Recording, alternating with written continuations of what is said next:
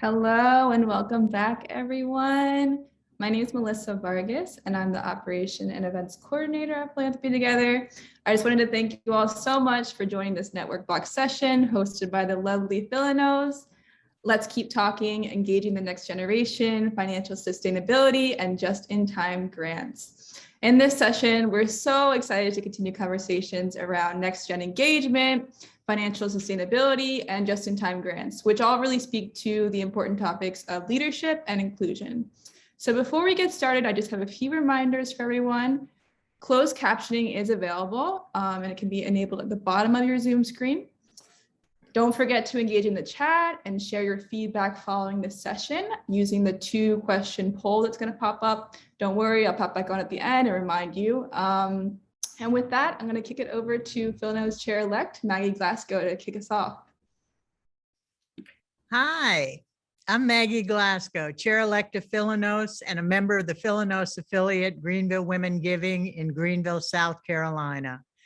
We are the premier network of women's giving and grant-making organizations with 78 affiliates across the US, in Australia, and in the UK. We are proud that members of our current and former board were part of the initial co-design team that was the incubator for Philanthropy Together. And we're also proud to be one of the networks in their global connections. As one of Philanthropy Together's strongest supporters, we produced a full network block of 4 sessions open to participants in the We Give Summit. We're also taking part on the main stage of the summit tomorrow afternoon with a session entitled Run Toward, Not From Change. Our chair, Susan Benford, will moderate this discussion with 2 of our board members, Buffy Bedoin-Schwartz from the Women's Giving Circle of Howard County, Maryland, and Stephanie Cook, Executive Director of the San Diego Women's Foundation. It's at 2 p.m. and you won't want to miss it. But back to the here and now. We are regathering all our moderators to continue the conversations we started during the 3 previous Philanos Network block sessions. Yesterday, we hosted 2 afternoon sessions, one on how to engage younger women in your circle, with the why being the wisdom and hard work they bring to women's philanthropy. The second talk covered building greater financial sustainability for our organizations through fundraising outside our member dues structure. This afternoon, just in the last hour, we hosted a 3rd session, this one on just-in-time grant making that featured 3 of our affiliates doing very different types of innovative grants that take place outside the formal process most of us are accustomed to. We had some Q&A at each of these sessions, but since the topics are dense and time was short, we're creating 3 different breakout rooms for you to continue to learn and discuss. In just a couple minutes, we will help you get to the right breakout room for the discussion you most want to hear and participate in. But first, here's a brief look at the speakers and the types of issues that might arise in each room. Susan Benford, our Philanos chair and a member of the Philanthropy Connection of Boston and Impact 100 Philadelphia, will moderate the first breakout room, Next Gen, on the wisdom of younger members. She held a conversation with Cassandra Trujillo and Nia Day, Next Gen women from her own Boston and Philadelphia circles. Takeaways from that session indicate that younger women philanthropists are eager to be part of the grants review process, willing and eager to chair or co-chair committees and take on other leadership positions, tuned into diversity, equity, and inclusion, and they require structures that allow for work-life balance. So if you have further questions about how to engage younger members and grow a young philanthropy program in your affiliate, select breakout room 1. Our second breakout room, Finance, will be led by Philanos board members Claire O'Brien and Rebecca Bondi. Claire is from our Impact 100 Cincinnati group, and Rebecca is a current member of Washington Women's Foundation and a past member of Impact Austin. Both of these women are money mavens, as well as serving as financial officers for their affiliates, our network, and other organizations. Rebecca is a professional financial analyst and has run her own financial consulting firm for the past 18 years. Claire is a chartered advisor of philanthropy and has a master's in business management from Stanford University. They bring a wealth of good practices and great ideas on how to manage and stretch your operating dollars from startup to maturity. Things you might discuss from that session include both traditional resource development and alternative approaches to fundraising related to the age of your organization. Some issues that may be discussed further are foundations of good financial planning, best practices for an operating reserve policy, alternative fundraising suggestions, sponsorship programs, short-term investment options for your restricted funds, endowment funds, and planned and legacy giving. So if you're thinking about the financial stability of your organization and you think when it comes to finances, you know just enough to be dangerous, breakout room 2 is the breakout room for you. And I'm not kidding about the danger zone here. Our session moderator, Deborah Majewski, Philanos board member and Women's Impact Fund Charlotte, won't be joining Claire and Rebecca because she couldn't pass up an opportunity to parachute with the U.S. Army's Golden Knights this afternoon. And finally, last but certainly not least, and just off a session last hour, is Sandy Cook, the Philanos Chair for Affiliate Engagement and Expansion, and a member of Impact 100 Metro Denver, and a legacy member of the Women's Giving Alliance of Northeast Florida. She led a program featuring 3 speakers from Philanos affiliates: Heather Hamlin of the Women Helping Women Fund in Spokane, Washington, Ginny Jarrett of the Roanoke Women's Fund in Roanoke, Virginia, and Barb Van Winkle of the Women's Giving Circle of Howard County, Maryland. Sandy will continue taking your questions on just-in-time grants. Just-in-time granting highlighted initiatives that create grants outside the formal annual grants process that we're accustomed to participating in. As philanthropy becomes more democratized, these are trends we expect to see in more of our affiliates. The grant initiatives that were presented include Instagrants, something Spokane offers its members, and it's the ability to donate for small grants throughout the year focused on timeliness and trust-based philanthropy. The Roanoke Women's Foundation's Founder Fund allows people in their organization to fund additional grants outside the regular cycle.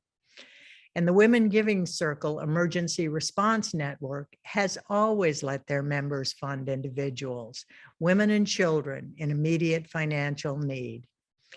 These initiatives offer members other avenues to grow their personal philanthropy, and they keep your members engaged in giving all year long. So breakout room 3 on grants will be for asking more questions and pushing this concept further. We're going to open the breakout rooms now, so please join and select the room of your choice. If you have any difficulty, one of us will manually put you in the breakout room you want to join. We'll be returning to this room in about 35 minutes once your discussion is complete for a roundup. So thank you for participating in our final network block session. And now let's keep talking. I think we should all be back by now. If you want to get us started again, Maggie. You're on mute. On mute.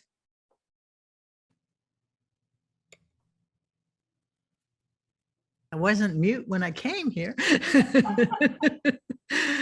I'm wondering if anyone had any takeaways from their room or anything they want to share before we end up here. Well, I just switched and went to finance, and I have notes that I took about sponsorship strategies. It was great. Our key takeaway is if you have a Kendra Scott jewelry store in your town, host something there, because they love to do collective giving, membership events, whatever. So, all right, there's one around the corner from where I live, so we're gonna go talk to them. There's one around the corner from everyone. They're almost like Starbucks, but that's a great idea. What was the name of it again? Kendra Scott. I'll put it in the chat. Susan, there was a lot going on in your room. Is she here? I saw her. Susan is here, yes. Can't hear. Yeah, there were some great questions. Michelle's here. Michelle was there, and Summer Baldwin from Idaho, and both thinking about how to structure and build next gen programs. Jackie Griffin came in from Columbia, South Carolina, and she's doing one with, is it Community Investment Network, Jackie? Yes. So these programs seem to be popular. I think, we've had them here in Denver off and on, and we just got to figure a different way to do it, I think. We've lost virtually everybody who ever went through it. They left. Well, part of it, their jobs or babies or, but we do have younger members and that who pay sort of our regular members. They aren't in some special initiative. And maybe that's a little bit Denver. I mean, young people make a lot of money here. Sandy, we found that Philanthropy Connection found that the retention rate for the younger women was higher for exactly those reasons. Yeah. Starting families, changing jobs. So many of them had moved. And yet that's a small price to pay as far as I'm concerned. Yeah. But we've got a pretty good group of younger members just through regular recruiting. I do think there's one interesting thing that came out of the grants process this last cycle. And a little bit, and they were on the grants committee, and there was a little bit of a sense that they weren't heard because they were new and younger and hadn't been through it before.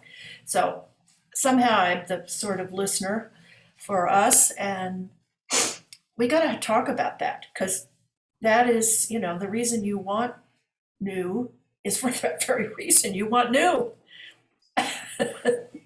At Washington Women's, we have quite a few younger members. I'm assuming that young we're defining as below 40. And I had several of them in my group this past year as we're going fully implementing trust-based grant making practices. And they had absolutely no problem doing it. They think this is just the normal, natural way you would do it. It's actually the older members who've been there for a really long time who are having a problem. But, Sandy, what you said is true in Seattle, certainly true in Austin, is they have the money. Money is not the problem, it's the time.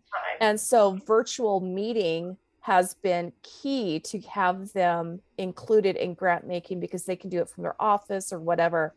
The requiring in-person meeting for whatever it is, that seems to be the approachability that seems to be a roadblock there for younger members in my respective groups. Yeah, those childbearing years, where you're shuttling kids to practices and things like that, it's really hard. We found actually a lot of our YPs are coming from the nonprofit sector, so they actually bring very relevant experience. And we were able to get that $100,000 grant from a local foundation that was focused on women and girls to permanently endow ours, which was great. That's cool. It's really neat. Wonderful. So what do we have tomorrow? Tomorrow is run to, not from change. And that's the only one we have? Yes. Yeah. Well, and then we're going to have like a big celebration that we finished the summit, but yes, that won't be televised. Sorry for the interruption, but we've reached the end of our time. Did you want to do the poll real fast? Yes. Yeah. Meanwhile, we do the poll. I just wanted to say thank you to everyone for coming today. Thank you, Susan, Claire, Sandy, for leading these conversations, Maggie for facilitating, and just to everyone for showing up and bringing your awesome energy. Before we wrap up, make sure you do the poll really quick. In the next few days, you'll find a recording of the session. And don't forget to join us at 5:30 p.m. Eastern time for the speed networking. It's going to be a lot of fun. It's a great way to get to know other attendees. So definitely check that out. And thank you so much to everyone. Thank you, guys. Bye. It's wrong.